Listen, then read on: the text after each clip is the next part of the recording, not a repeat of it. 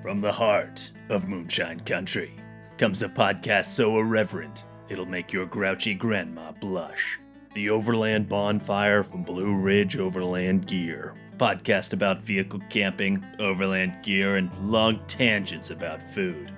I'm hungry. Hey everybody, welcome back to the Blue Ridge Bonfire. What are we talking about today, Rick? So I thought we would kind of hit on a topic that we've danced all around, but never really discussed it as far as I can remember. And it's our favorite overlanding trips. Like all of us have got some cool trips under our belt. So maybe just a quick rundown of, the best. And go from there. Okay. Who should go first? I think you should. Oh my goodness. The least overland person in the room is going to go first. Okay. So the biggest trips I went on a pretty neat one with you, Matt. I went on the Canada trip with Jason. And those were probably the two coolest. You can just pick one. Sorry, that's the rules. Only what? Yeah. The whole podcast, one trip. Because we've all shared a lot of trips. You can't be like, these are my two favorites. Oh no, I might have that problem too. Oh, okay. You don't want any overlap. I see. Yeah. Okay. Well, I'll go with the Canada trip then. So we this was for season 5, I guess, of Mountain State Overland. 4 or 5, yeah, something like that. And I had never been on like a trip that long with him before, but we started out in Maine at what was the Maine? Was it Maine? No, Vermont. Vermont bird watching. So, the rally, yeah. Yeah, the bird watching rally. No, I guess it's defunct now, so we can call it. Yeah, you can just call it what it is. Vermont Overland Rally, VOR. We were there, and that was neat. Some pretty hardcore guys there. Spent a couple of nights there. And then we hit some trails with Rin and some of the other guys that were up there. And I got to see some of the like really bad Vermont stuff that you had talked about, like these class 4 roads or whatever that were just like riverbeds. And they can get real gnarly really quick. Yeah, like really gnarly. I was up there at the bird watching event with Gabby one time, and literally like 100 yards from the beginning of one of the routes, like people were getting hung up. I mean, you literally could see the pavement that we started on, and you were like pulling cable. Yeah. So anyway, that was super neat. And then from there we went up across the border. Didn't really have too much trouble with that, and it was just really, really pretty. Jason he timed it specifically to get there when the leaves were getting really pretty and we're really getting the fall colors. And then we met up with a couple of guides that kind of knew the area in Canada. So you weren't mugged at the border crossing, right? Right. It all went pretty smooth. Nothing quite like that. That border crossing went all right. The Mounties. I need you to come back to the backer. Yeah. I think what's this all about? I think they like took somebody in a room and asked them questions. I can't remember. I think it was probably Gabby. I don't know. Which would that tracks. Yeah, exactly. No, but then like right out of the gate we hit some really neat spots. There's so much, I don't know, it's just like way less populated up there, so there's way more like public land, or like quote unquote public land. It's really just, it's all owned by the forest, like the different logging companies and that kind of thing. So not public at all. Not public at all, but like you public can go access. there. Yeah, like nobody will really stop you because they don't really care, I guess. We're assuming that whatever Jason did was legal. Let's make that's clear, because he's pretty quick about making sure he's good about access and stuff. Yeah. And the guides knew where to go. So like on the first night we were or the first night after we'd met up with them, we were on the Bay of Fundy. Yeah, I was gonna say, I thought you all had some like cool coastal campsites and stuff. Maybe that was a little further on. No, because we were on the coast, but I guess we weren't quite to the bay yet. And that was on this cool rock cliff. And that was, I don't know, my first time seeing like we're out here with nobody else. It was like we could see in 360 degrees. And it was beautiful and nothing else like that. Anyway, it was like totally surreal for me, and really, really, really enjoyed it. And then we hit some mountaintops and different water features, and camped on the coast again. This time actually on the beach, and that was the Bay of Fundy. A little bit later on, had a shower under just a random waterfall coming down in the rain. Going full herbal essence. Yes. Full herbal essence. No, it was neat. And Irish Spring do those commercials too? Probably. Yeah. Quilted Northern. That would be a terrible commercial under a waterfall. Quilted. Oh, it's sticky. It's no. I was thinking of great commercials. It made me think Quilted Northern Rustic Weave. Did I show that one? Yeah. Okay. No. Never seen that. Heirloom toilet paper. That's the bespoke toilet paper. No, but I was there to film stuff, right? And so I was getting up early, going to bed late. But I don't know. It was a neat kind of trial by fire, but me just kind of coming out as getting a lot more comfortable as a filmmaker and just a shooter coming into my own, I guess. Would be that was the phrase. Probably not coming out. It's not probably not coming out. At least your wife is going to be surprised when she listens to this if that's what's happening. And you said a long trip. How long was that one? It was right at 2 weeks. Okay, cool. I figured, because you had to put some time down to get there. Yeah. And then, And I don't think it was even our original plan, but right at the end, because Gabby had to leave a little bit before the end of the trip because of a work thing or something. But we weren't too far from the northern shore of, what is that? New Brunswick? Is that the name of the? Sounds. Yeah, we'll go. We'll go with whatever. We'll go with that out of that. Yeah, a north shore of Canada there, and so we kind of took a detour and powered through to get up there. Oh, nice. Yeah. But no, it was a neat experience. Definitely a confidence builder and made a lot of memories. Yeah, it was awesome. All right, should we or nose goes or rock paper scissors? Yeah. No, go ahead, Rick. So all right, yeah. So because I don't think I don't know that I have one. You sponsored the podcast, so you can just pick however many you want. So what? So out of curiosity, is it vehicle related? Does it have to be vehicle related? Oh, and is it memorable or? Favoritism is such a subjective term, and I have some really memorable trips that were not vehicle related. I have some dog sled trips that were that's overlanding by definition. No joke. So a sled is technically a vehicle if we're gonna get super technical. He's not wrong, yeah. And you were traveling over the lands. I'll do a trip related one, but because I'm with you.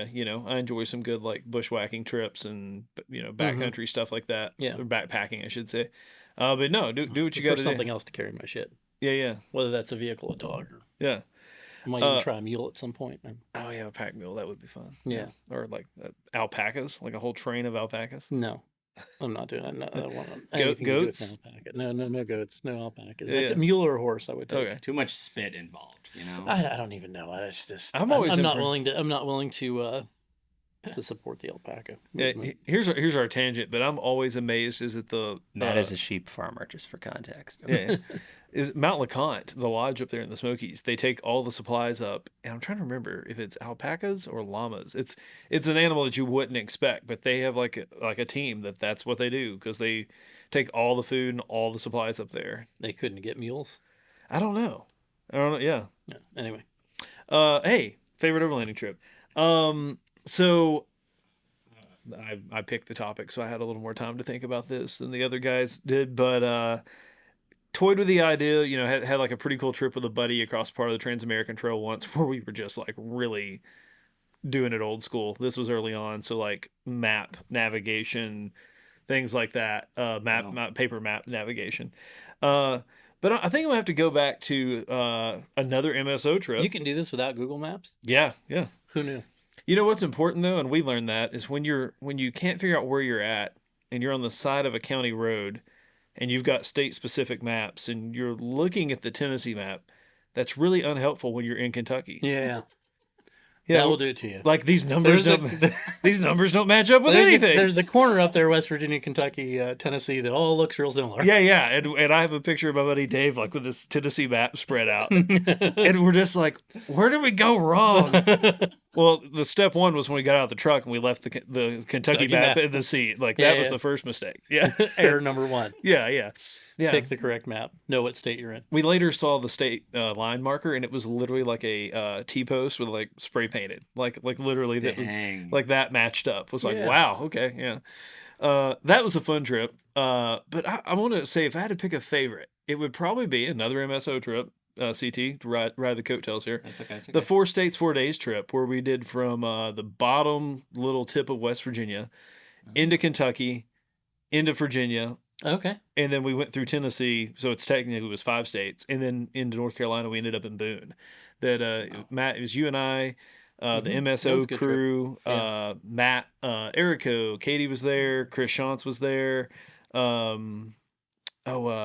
can't think of Jeremy's dad, Jeremy from MSO. His dad came on that trip. Oh yeah. Mr. Jeremy's dad. Mr. Jeremy's dad. And it was really fun. And one of the reasons, because like, friends with some of those people now for a long time, and for a couple of them, I think that was the first time I met them. And then B, we just had made a lot of memories. I mean, like, for one, that one road that we hit right after breakfast, that took us hours to get through those 2 holes that were like 25 yards apart. Yeah. Like 90% of the difficulty in that trip was in the first 5% of the travel. Yeah. But a lot of cool stuff. So real quick, we went from Justice, West Virginia, swung over into maybe like Pike County, Kentucky, somewhere in that area. Yeah, sounds right. Then we went through Grundy, Virginia, and then Tennessee. Shady, like a whole nother world. Yeah. It's an interesting little town because it is like in a the valley, steepest little valley. But they've got like a pharmacy school, a humongous Walmart with 2-story Walmart parking underneath. That wasn't like a highlight of the trip. Just so you see get a picture of Grundy in your head. Then we went through Shady Valley, Tennessee, which, even though in the grand scheme of things, I've spent a lot of time not that far from there, had never been there. And that was such a weird area with like cranberry bogs and stuff like that. Then we cut across somewhere, I'm assuming in like Johnson County, Tennessee, into Boone. And it was just a lot of cool, good mixture of like gravel, some like actual trails, stuff like that. And we had some really good campsites on that trip. So you must have done a lot more thinking about this than I did, because I was warned yesterday, but I couldn't remember a name of any town I cannot remember the name of any town I've probably ever been in. Oh, really? I mean, a lot of times I can find it on the map, and I can find the route on a map, but I wouldn't. I definitely don't remember anything else on overland trips. I went to Grundy for a totally different reason. Oh, now I'm kind of curious because. Oh, it was I was working on it was some film project. I was like camera assist on something, and there was this little like Christmas parade thing that we were filming for some show or some like low budget movie. Yeah, because you don't just find yourself in Grundy. It was very memorable and traumatic because it wasn't Sharknado. The person who like got me on the job. Did you work on Sharknado? No, I worked with some people that had. It was for the same company that makes Sharknado. That's what I was thinking. Equally low budget like movie. The company called The Asylum. They like make movies for like less than $300,000, and they'll like pre-sell them and then just like go make a movie for the poster. It's very weird world. Yeah. Anyway, so on this one. So wait, the system here is you build a poster, and then you make a movie. You go to some foreign market, pretend that you have a movie, get it pre-sold to them for however many copies to sell on DVD or whatever, and then you'll make the movie for however much you sold it for. Wow, so they don't even have they literally don't have a movie. Pretty much, yeah. Anything. They just have a poster and a dude going, "You should buy these," right? This movie's great. Like, fingers crossed, yeah. No, it's like that. And then they'll also sell them to like, the Sci-Fi Channel or whatever too, because they'll buy like anything because they just want content and just like random stuff like that. There were some really good ones back in the day. It's a really weird world. Sci-Fi has had like some true gold nuggets. But anyway, so the guy who is like lives in Roanoke, that's only like an hour away from me, who's like got me on this job. He's like, "Oh, we're filming this Christmas parade thing, whatever, blah blah." So I didn't think about it any further than that. Oh, it's gonna be another Roanoke job. So like, I get in my car with an hour to get there, and I punch it in, And Grundy is like 4 or 5 hours. Yeah, Probably yeah. 4 hours away. Yeah. Yeah. So like I was very embarrassed, and I really looked the fool that day. Yeah. Yeah. Everybody was pretty mad at me. That is like, I mean, I hate to say it, but that is so you. Is it? Yeah, yeah. Like not having part of the information. Yeah. I'm like, oh, it's enough. Yeah, we'll figure it out. I got plenty of time. Plenty of time. Yeah. I'm gonna be there right on. Oh my. Yes. I have to be in Texas? Yeah. Yeah. Who knew? Because Grundy, yeah, like, straight line on a map, not that far. The problem is any of the routes you have to take to get there don't involve a lot of straight lines. Like, yeah. So I mean, I got it.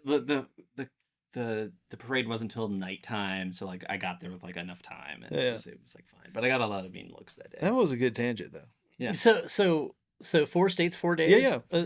Is there another one that? And I was gonna say one thing on that trip that always stands out, and I recently went back there, is Laurel Bed Lake, because that was over like Memorial Day weekend or something, and I will never forget thinking like, I'd never been to Laurel Bed. We're never gonna get up there. Yeah, well, the campsites, I figured it would just be No way. people everywhere. 100%. Yeah, I remember that. And if you don't know what Laurel Bed Lake is, it's in Southwest Virginia. It's on, I think it's like half WMA, half National Forest land or something. But anyway, this lake, you drive up a mountain, like gravel roads, multiples, for what, 45 minutes of close like to an hour, climbing. Yeah, like you any way you get there, you have to go up. And I think actually now there's only one way up there. But anyway, we weave our way up there, and I keep thinking like, wow, this is a weird way to go to a lake. And there was some traffic and stuff, and we got up there and literally parked like on the lake, like 100 yards from the water and the place to launch kayaks and stuff. Wow. And only saw a few people, because that was actually one of the few places we spent like a good portion of the day, and then camped and then left the next day. I don't remember where we camped the night before. I remember we got there pretty early because people paddled and we fished and stuff like that. Yeah, I brought a boat. Yeah. You had your native on that trip, didn't you? Yeah. But was this a filmed trip? Yeah, this would have been season 2 or 3. Yeah. Oh, okay. Wow. Probably 2 or 3. Yeah, I think it was 2. But a really cool route. And I've actually thought about like running it the reverse way, because I have a buddy that lives close to Boone, and like starting down at his neck of the woods and doing the reverse trip. Because a lot of places on that trip, I feel like, even though like regionally, we're around them a lot, they are off the beaten track enough you never find yourself there. You know, like Shady Valley, Tennessee, never been back. Laurel Bed Lake, been back once, and that was years ago. Yeah. Justice, West Virginia. Again, you don't just find yourself in Justice. Like, yeah. Justice, West Virginia. We ate at a really good breakfast place. Yeah. I remember things like that. Yeah, I don't know the name of it, but I'm going to assume it's not hard to figure out the really good diner in Justice. Yeah, I would assume that you should be able to pick it out of the crowd of one. Yeah. So, all right, 2. So Matt.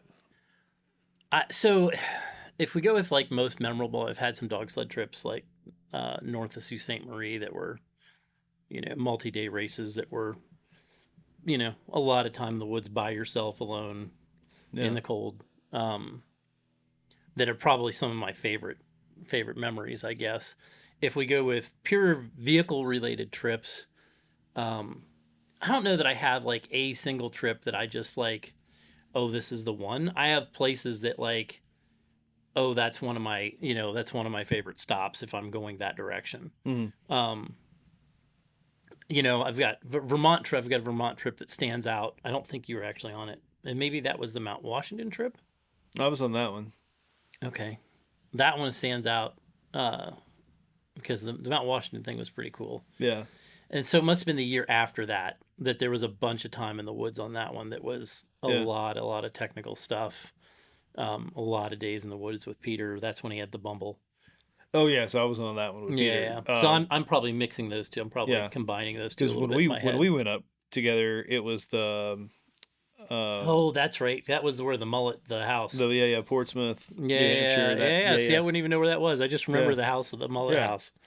Business. What is a mullet house? Oh, business in the front, party in the back. It was like in this like, and we've probably talked about it before, but it was in this really, really nice neighborhood in Portsmouth, and like we had like we were totally driving up, and we're like, oh no, we were in the wrong. I mean, this is we were on this. There was like 5 or 6 trucks.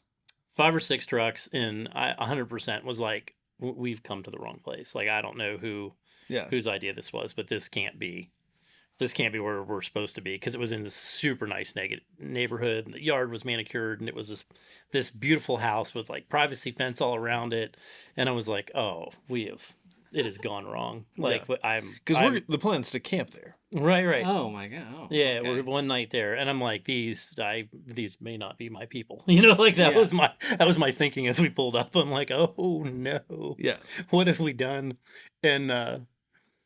And then they opened the privacy fence gate opened up, and there was like cars up on blocks everywhere, and like, I mean, cool stuff. I mean, there was a lot of like Benzes and like really neat, but there was like parts in the driveway and like 40-inch tires leaned up against the garage. It was like, I'm like, oh wait, okay, so these might be my people. They're just hiding it, you know.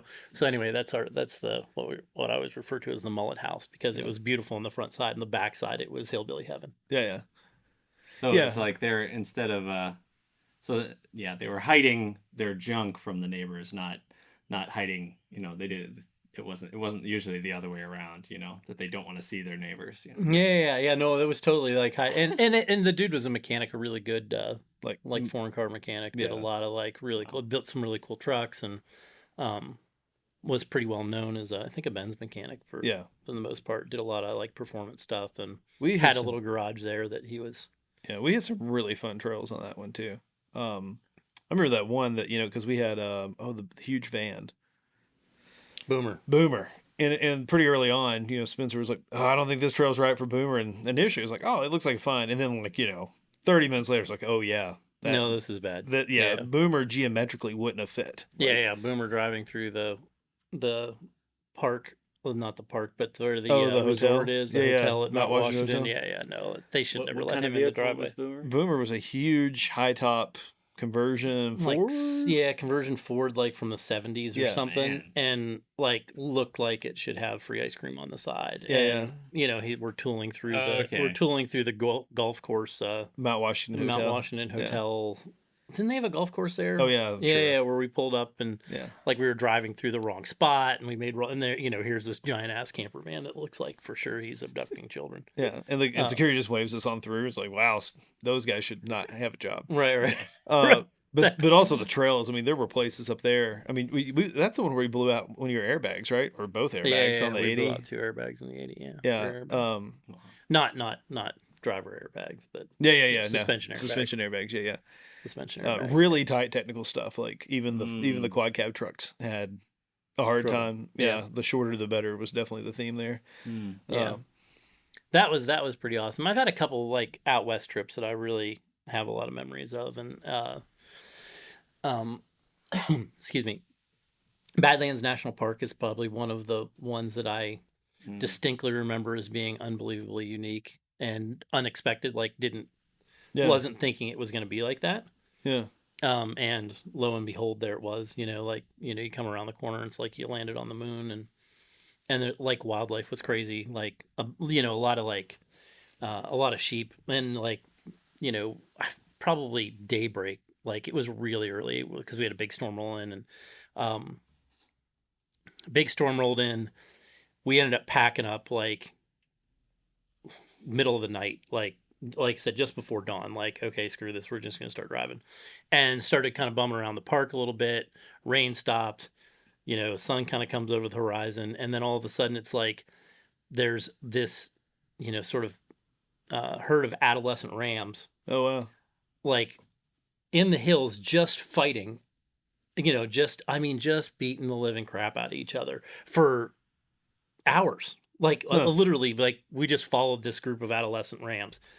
You know, like dumped the car, followed them on foot for probably 45 minutes, just watching them, you know, clear safe distance, but watching them beat the living crap out of each other. That was really interesting. I, you know, never seen, he'd literally, there'd be a ram and he'd be, you know, what is probably 2 stories up, you know, 30 plus feet in the air, dive on top of another one. Yeah. Like head first.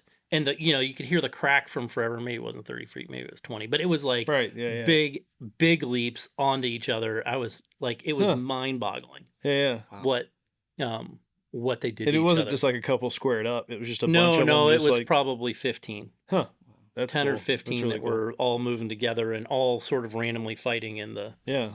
in the early morning. Like I said, just at daybreak, and we spent probably, like I said, probably an hour or two just following them around. Sorry about that. Yeah, because you all did some like family trips out like pretty consistently there for a while out west, right? Yeah, we've done a bunch. That's one of the stops we make on the northern route, because we break all our trips up in sort of 500-mile stops on the way to wherever we're going. Yeah. So that's one of our breaks. Like, that's if we're going to, Montana area. Yeah. So if we're going up towards Bob Marshall and Glacier, that's typically the route we take, and then that would be the stops we make. Hit and a then stop there, yeah. And then Glenville Dam, south of the dam, paddling at the bottom of Glenville Dam there. I think that's Arizona officially. It's close to the Utah border and all that. But at the bottom of Horseshoe Bend.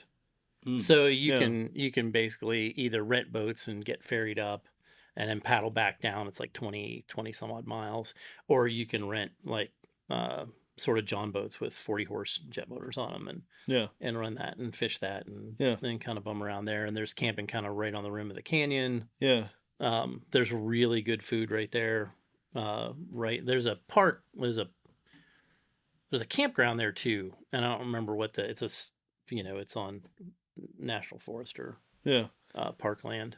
Yeah, I've seen pictures from your all's trips out there. That some of those camping spots are surreal, unbelievable. Yeah, there's some really good ones, and in weird directions. Like drive down past this outfitter, look to the left, you'll see a chain link fence. Yeah, there should be a gate. 100 yards past this outfitter, go through that gate, go way out in the dirt. Yeah, and then drive a half mile or a mile out. Yeah. And then you're on the rim of the canyon, and that kind of stuff is pretty neat. Yeah. That's all sort of southwest of Zion, I believe, is where. So you're, you can get up into the slot canyons and some of that stuff all in that area. I was gonna say 2018 when we were all out west, but when we left Flagstaff, I went down to Prescott, and you guys though I think had went north afterwards. We went, yeah.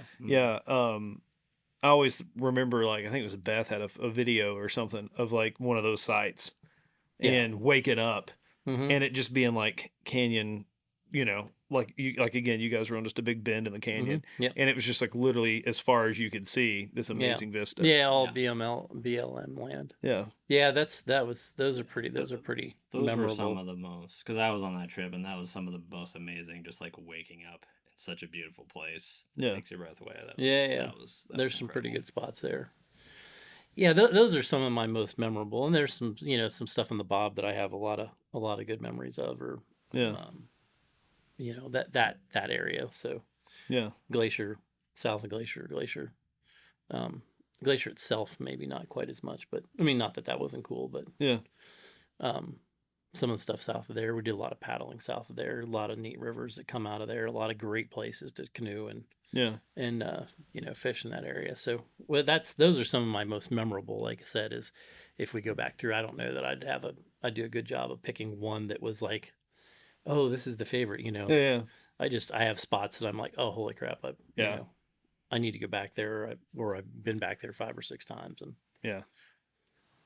pretty entertaining as far as trips go. Yeah, Idaho's the one place I haven't. I need to go and spend a little time. Yeah. Is there any place that you want to go? Oh, see, I wasn't prepared for that. Now you know how we feel. Yeah. Gosh, yeah. I mean, there's a huge list. Off of the overlanding side of things, of a couple years ago, some of our friends did a fly fishing trip, like in far, far northern Arizona, and got into some just ridiculous rainbows, like in a pretty big river, drift boat, that kind of stuff. Yeah. That I don't know, I'd be like, that would be pretty sick, to just get on just massive, just these just humongous rainbows. They were fishing the same run just over and over and over. Kind of like what you said, like the Pacific Northwest, that area. I like to spend some time in Oregon, because I think people don't realize like how diverse. It's a big state, but that you've got the like kind of coastal rainforest, but then there's like legit deserts, and then other types of like mountains and like I spent a little time in Oregon, not a ton. Oregon and Washington. Yeah. Like I said, I've not spent enough time in Idaho. That's one of the areas, and I'd like to make a run to Alaska at some point. But yeah, same. And then Nova Scotia's on our radar for a maybe relatively soon trip. So that would be good. Yeah, and we want to, because we really like Maine, and so we think we'll probably fly into Maine, spend a day or two there in Portland, and then do the humongous, it's a ferry, but like massive ferry over to Nova Scotia, because then you get to hit some islands that's otherwise pretty hard to get to. So for me, I haven't actually been to the proper Grand Canyon. We made it to Glen Canyon, and I've been to the what's the other canyon with the that's not near there, Bryce Canyon twice. Yeah. So I want to do that. Did we go to the North Rim on that trip? Yeah, we were like close to it. But no, that's it. You were there. Okay. You were on the North Rim of the Grand Canyon. Right. Yeah. Yeah. But like that is the Grand Canyon. Yeah. Well, it wasn't. It was it was narrow compared to pictures I've seen. I don't know. I haven't been to like where it actually like opens. I think you need to go back and relook at some of the photos, right? Because that was all the same trip, or was that? You said it was called Glen Canyon, which is like no. Glen Canyon is one, but I thought on the one when we ended up in Bryce, we stopped through on the North Rim. Maybe we didn't. Maybe that wasn't. Maybe I could be combining trips because I don't remember perfectly. So I think that was we did the North Rim, which is a pretty impressive. Yeah. So if you were just on the Glen Canyon one, because we start all those at Glen Canyon. Did you paddle the Lake Powell there? Or did we paddle? I don't know. We didn't paddle. Yeah. Yeah, Lake No, Powell. we Okay, so that was a different year. Okay, so we we paddled a bunch of Lake Powell, a bunch of the slot canyons one year, and then we stayed we actually camped on the beach in Lake Powell one night. Oh, nice. Okay. One night south of Dam, one night north of Dam, and then we ended up at the North Rim on that one. And then I think we ended up in like Las Vegas on that trip. So if you were on the Vegas part of that, then you weren't on that trip. Yeah. I was trying to think. And then the other place I want to see is it's called Banff National Park in Canada somewhere. Yeah. Oh, okay. That pictures seem pretty cool. So yeah. I've got a buddy that actually went to the film festival up there and then spent some time. They do the big... Yeah. That usually comes here to Roanoke every year. Yeah, they do the tour. Something I want to hit that like we almost went and then ran out of time was the Great Sand Dunes there in the corner of Colorado. I've always thought that would just be really cool. There's some like... I didn't know there were sand dunes. Oh yeah. Oh yeah, like Sand Dunes National Park. Yeah. See these like, this white spot from like miles because it's kind of like right on the edge of some of the flatter stuff. Yeah. So, if I were going to do that, I would go down to Raton, New Mexico, and that's where I would stay. Okay. Because the NRA center down there is unbelievable. Yeah. And it's like and $30 a night right full in that hookup, corner. and it's right. Yeah, it's right there. It's like you're an hour and a half from the sand dunes. Yeah. But yeah, that campground is a really good place to stop. It depending on what time of the year you hit it. If they don't have a bunch of stuff going on, so if you hit it late in the year, it's dead. Yeah. And they own like 50,000 acres and a bunch of mines, and you can kind of bum around there a little bit. There's like old silver mines on that property, and you can kind of bum around there, and all the ranges are kind of open and usable. And so if you wanted to shoot a little bit, there's that opportunity. They have a little museum there that's kind of neat. They have 24 hour at the gate. Yeah. 24/7. There's somebody at the gate, so it's, like I said, pretty economical. They have a good bathhouse and nice laundry facility and stuff like that. So, and there's like a lot of wildlife that just walked through the flipping campground. It's crazy. Yeah, because it's part of the year. I mean, you said part of the year it's like practically abandoned, so they just get... Yeah, so I mean, like there would be fox on the picnic table sitting outside the camper. Like that was just a normal thing. Or you'd have mule deer that would just walk through the campsite. Yeah. I mean, like regularly there'd be mule deer just trucking through. And I mean like 8 feet away. You know, like just, that was that kind of stuff was pretty neat. That time of year was a pretty neat thing, but it's not far from the sand dunes. Oh, cool. Yeah. So it's like you can go down, stay there, kind of get yourself collected because the drive out's long. Yeah. And then, kind of get your stuff ready and reorganized, and then head up to the sand dunes. The sand dunes was normally for us as a stop, but it's usually just usually just an afternoon. Like we'll do that on our way to Durango or something. Yeah. Yeah, I've read some reviews that the camping right there near it can be pretty gnarly because the winds are coming off of everything, and obviously there's a lot of sand and like. Yeah, and it's not like, for me, that's not like it's not like an overnight stop, right? Yeah. It's like check it out. It's pretty cool. Play in the sand for. Yeah, sled down a sand dune or whatever. Yeah, right. Hang out there for a few hours. Yeah. Like I said, it's a good place to take a break. And typically we'll break there before we head to Durango or head north of Durango and head up into Silverton or something and then camp someplace BML from there, and then kind of come down. Whatever you're going to do, the Engineers Pass and all that stuff that's there. Honestly, yeah. I mean, I wouldn't even mind to do the That's impressive. Look at that. Yeah. I mean, like, it's legitimately farmer town. Holy crap! Like, I didn't realize. Don't adjust your screen, viewers. Yeah, that's an impressive. That's like you said, I could signal planes with taking my shirt off. Exactly. It's not a farmer's tent. It's a survival tool. Yeah, right. But yeah, no, there's a lot of trips, man. That's the thing. Like, time's the commodity, And that's truth. Yeah. Anybody else got anything exciting we should be talking about? That's all I got. I need some lunch because I only had a handful of peanuts before we started this. And there you go, Z. Told you we talk about food. Yeah, same. I think we score some lunch here. So. All right, guys. Thanks for joining us. We'll see you in a couple weeks. Bye. You've wasted another perfectly good hour listening to the Blue Ridge Bonfire. Shop our gear at BlueRidgeOverlandGear.com. Our sissies are as welcome as a nail in the tire. Get equipped, get organized. I'll see you there.